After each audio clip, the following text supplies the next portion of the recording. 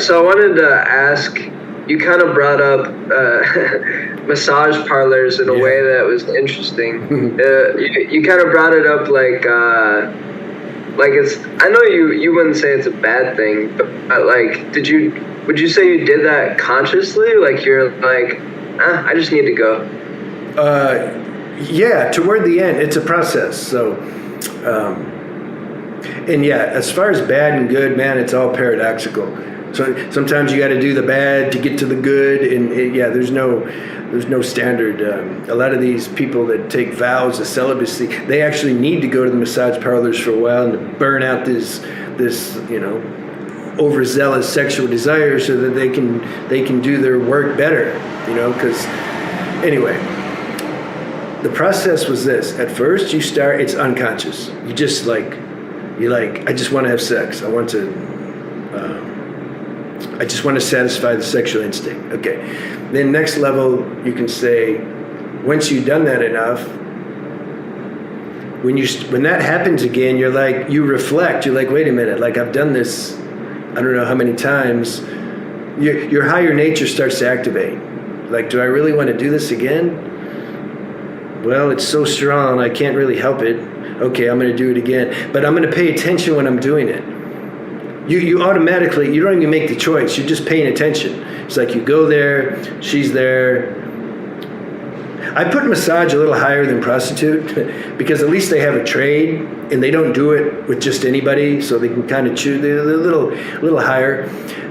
So then, okay, you go get a massage and she's rubbing on you and you know that she's thinking maybe about it and you're thinking about it. And okay, how does that feel? Oh, I noticed the excitement isn't there like it used to be. It's still there, but okay, whatever. I'm here, so I might as well do it. Okay, so then she gets undressed, and then you start whatever. And then then you're leaving, and she's, oh yeah, goodbye, good to see you, come again. And you feel like you're leaving, like, okay, yeah, it was okay, 50-50. And then maybe you do it again, maybe it's 60 not so okay and 40 okay, and you see, it keeps going down. Then the last stage, this would happen to me, I would get on my motorcycle, because in Thailand there's a massage on every corner, and all the girls are standing outside like, oh yeah, we like you so much, yeah, come in because we like you, not because of your money. And so then you're driving around. I would just catch that dopamine hit. I was trying to go, but I couldn't go because it's like I knew it was like I'm done. It's like, damn it, why am I done? But I can't help it, I'm done. So I would just keep driving around and just catching that high. And then the next stage was I'd be at home, the urge to come to drive it around. And then I'm like, God, how many times am I going to drive around? Like, this is stupid. I'm just going to drive around again.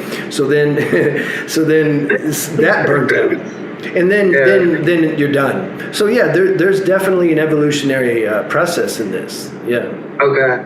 I think my mind just wanted like an easy, like, oh, it's okay, like almost like an excuse. But I already know, basically, like it's not wrong, but I have no interest in that because you're entangling yourself with someone who's entangling themselves with others as the whole kind of a mess. No, I know. Yeah. No, it's, like maybe some go to massage parlors. We all have our thing. Some go to massage parlors. Some will just watch porn. Some will, just go on TikTok. Some will just indulge in fantasy. They just keep thinking about fantasy. Maybe some will read erotic literature. It's like, whatever one's poison is, it's fine. But we're here to transcend and transform that, and that takes a little time, Interesting what you said about dopamine, which is something that really, it's the women and the dopamine that you talk about that really resonates. I've literally had signs from God, like I was like, all of a sudden I kind of like, my attention was brought onto dopamine like a couple of years back. And like literally all of a sudden somebody walks by with like a chemistry shirt, and I think it was like the chemical dopamine. Or like, and I was like, it was some sort of chemical. It was a sign. I was like, oh shit, this is something I should pay more attention to. Yeah, for sure. And then in your channel you talk about that a lot. Yeah. And that's something that's really helpful because, yeah, like you just said, like I find myself going to video game stores, or I used to.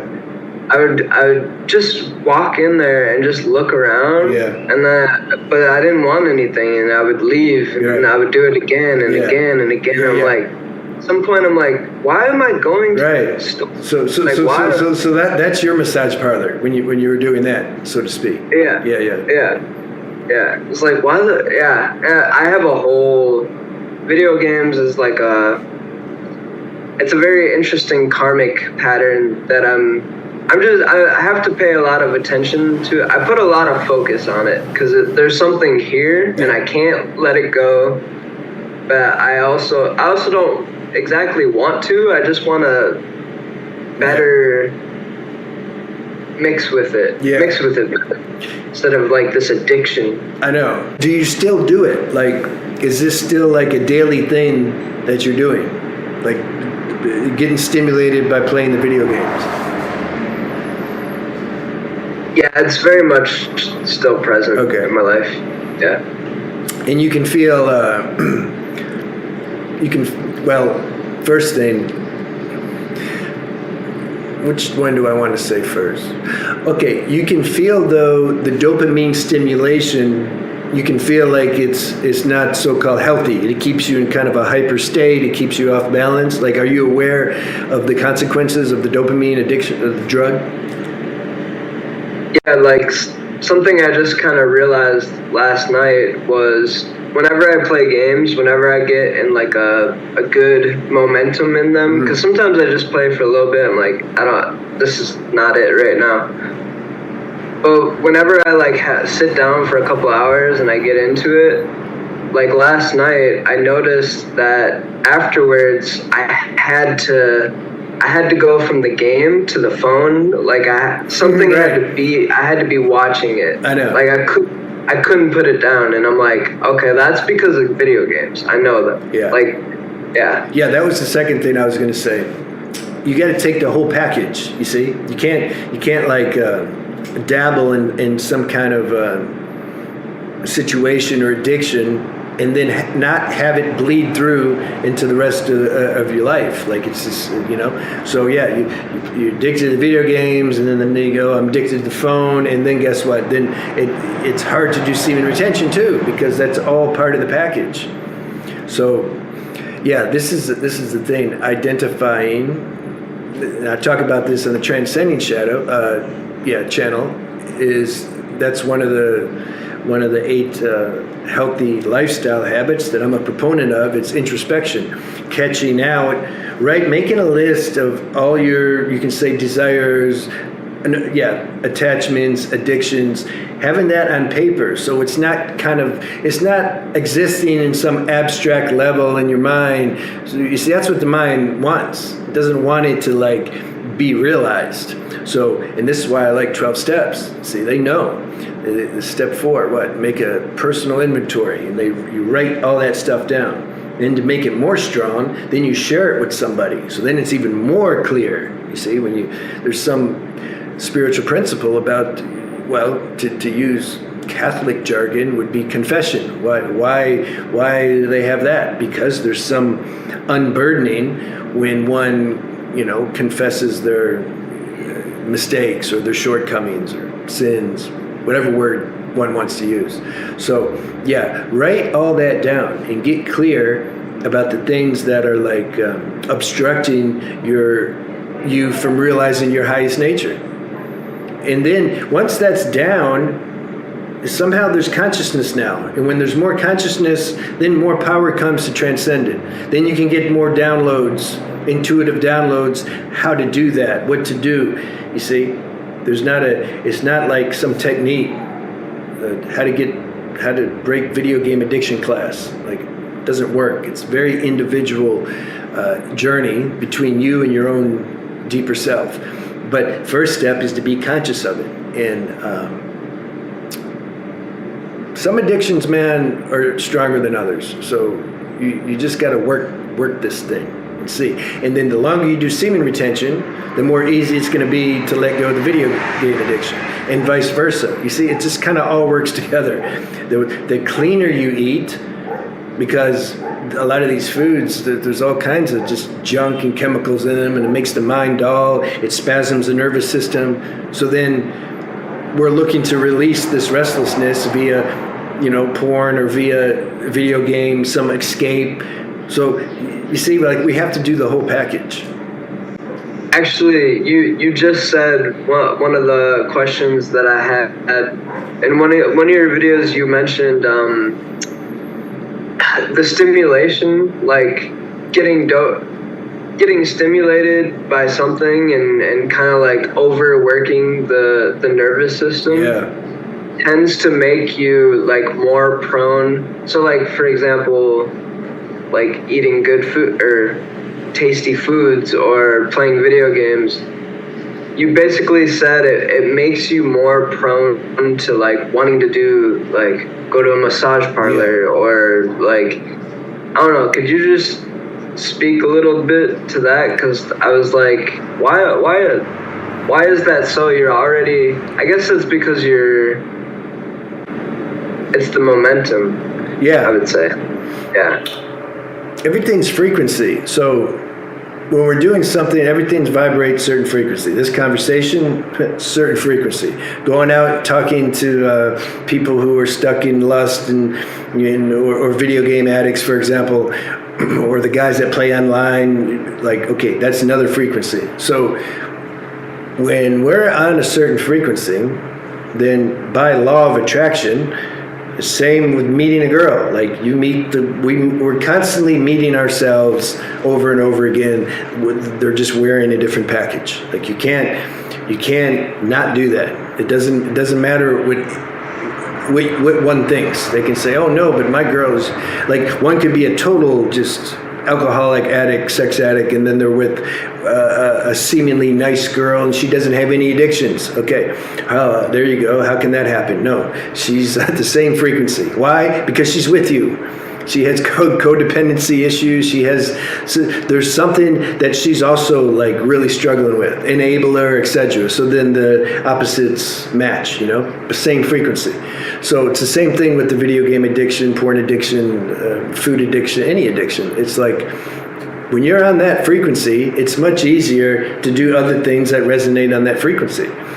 My Indian friend, see, he has strong self-honesty. When he would go do, usually at night, we would have some talk, some satsang talk, high-level talk. Then, but his tendencies to, when his Indian friends called him, that he's known for 30 years, he's also a sex addict addict. So, or if he's in the sex energy gets high, and then his friends say, okay, let's go out. He would still do that. So then we couldn't have those night conversations. And he told me too. He says, man, when I'm stuck in that mode, I don't even want to see your messages. I don't even want to hear, like, I can't do it. It just makes me feel bad. And like what so it's because different frequency. But it's real easy to do things on that frequency. You see, the lower frequency. Same when you're in a higher frequency. It's easier then to do those things. So it's just kind of like a universal law. We can't get around that. It's easier to eat clean food when you're already feeling clean. But if you're feeling like not clean, all of a sudden then pizza tastes better. Or more stimulation. Like, how can I stimulate my gustatory nerves? Because I'm already stimulating everything else. Why not just continue with the whole stimulation tendency, Yeah, that lands, because, did you just say pizza? Yeah. Yeah. Oh man, I've been eating pretty clean for a while now. Yeah. Something clicked. Like, again, I gotta point to semen retention, because like, I've just learned so much, and I think it's from not putting my focus on women anymore. Like, I used to always just be focused on how am I going to get sex? I'd go on Tinder, I'd go on these dating apps. Like, how am I going to get some? Like, I just want to experience that. But now I'm like, I've reached new levels. I'm like, I still want it, but like, if I go that route, it's gonna be much easier. Like the girls are just gonna be around me. I'm like, yeah, I want to have sex. You know, it's gonna be more like that than like me going out and finding someone and trying to create something. That's the levels. Those are the levels. The first, we're trying to go, you know, even paying for it or just trying to pursue it. And then the next is it just kind of happens more spontaneously. And then after that, you'll start to evaluate when you're having sex, is it actually meaningful? Somehow when it gets right down to it, something's going to realize at some point that sex has a certain sacredness to it. There's just no way to not know that. So as that becomes more important and realized, then the partners you do it with, you become more, you judge that more, you know. It's you don't have like the fun sex anymore. It's like not fun. You don't stop doing it because you think, oh, this is not good. No, it's just serious. Like you just can't do it. It's like okay, been there, done that. Like I want something a little more deeper now. It happens very organically. I never did the Tinder but I'm curious about it. Like, so is that pretty much just a sex hookup place, but nobody says it? Like, do all the girls are they on there to have sex? I think it's very, I think people, one particular girl can be very mixed in her intentions. Yeah, of course, it's a girl. You know, she probably wants a partner, totally. And like she has that sexual instinct too. So so I think that's what's happening is people go back and forth. They're like, well, I want a partner, but then everybody knows that Tinder like is very much a sex app. It's for when you're horny. Yeah. So, yeah, that's a good way to put it. I believe that. That makes sense. Yeah.